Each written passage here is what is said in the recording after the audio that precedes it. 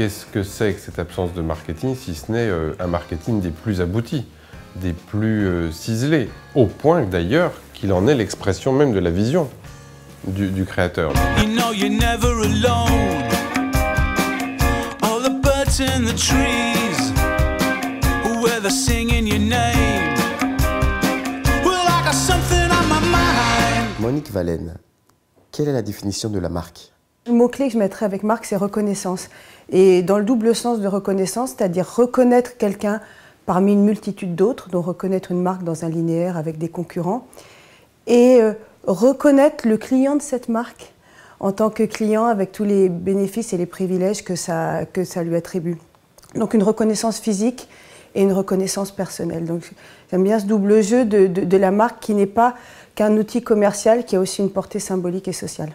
Qu'est-ce que le branding finalement? Donc le branding, c'est exprimer la marque dans toutes les facettes et toutes les actions de l'entreprise et pas seulement dans sa communication. Donc il y a le niveau communication et le niveau, je dirais, transversal. Le branding est transversal, il est structurant dans l'entreprise. Donc c'est quelque chose de beaucoup plus stratégique par rapport à la marque telle qu'on l'entendait avant, qui était surtout un signe de communication. Qu'est-ce qu'un brand statement? C'est toujours difficile de traduire en français parce que il y a un aspect dynamique dans la notion de statement en anglais qui est statement, c'est j'affirme, c'est presque je revendique, c'est ce que je porte haut et fort.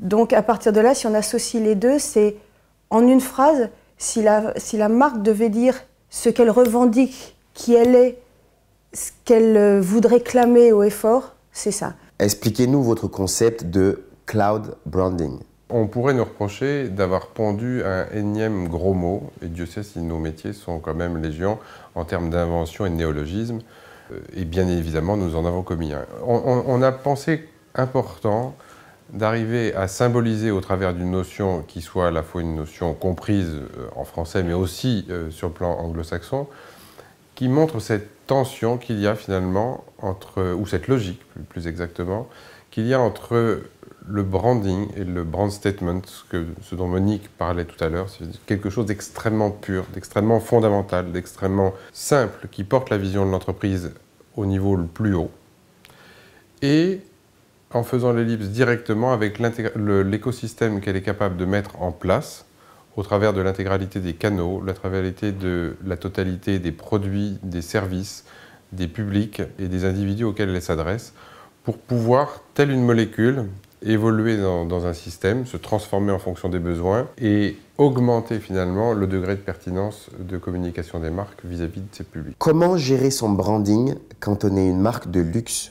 Alors le paradoxe des marques de luxe, c'est que finalement, au travers d'une histoire forte, c'est celles qui ont sans doute les sources d'inspiration les plus fondamentales. Le paradoxe, c'est qu'elles s'accrochent souvent à une exécution simple portée par un photographe ou à une histoire graphique ou créative qui leur permet de faire l'ellipse finalement totale de brand statement, de concept même, puisque ces gens-là post-rationalisent bien souvent, après avoir trouvé l'idée visuelle, ce qu'est réellement le fond de la marque.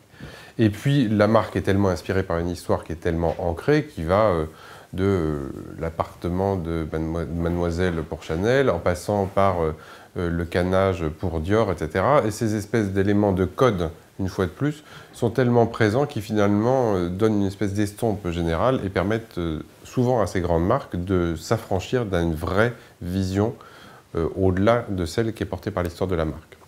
Donc je trouve que, pour venir à ce point aussi, c'est qu'elles sont inspirées, elles sont inspirantes, elles ont une richesse sans limite.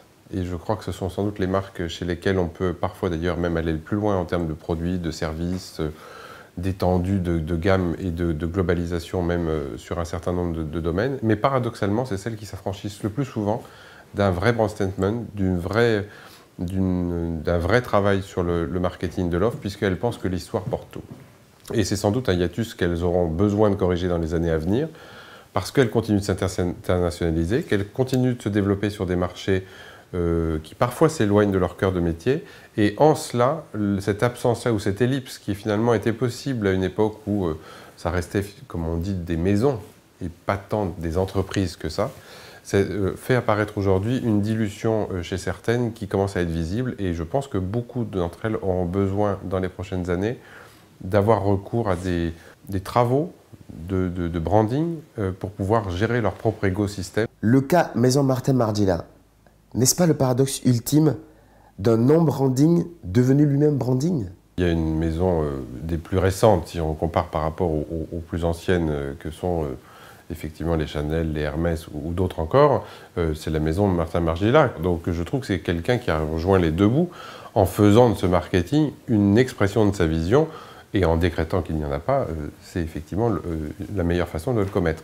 Donc ça montre que de manière actuelle et contemporaine, on peut créer une maison luxe en ayant une vision, en étant inspiré et en pouvant faire du marketing.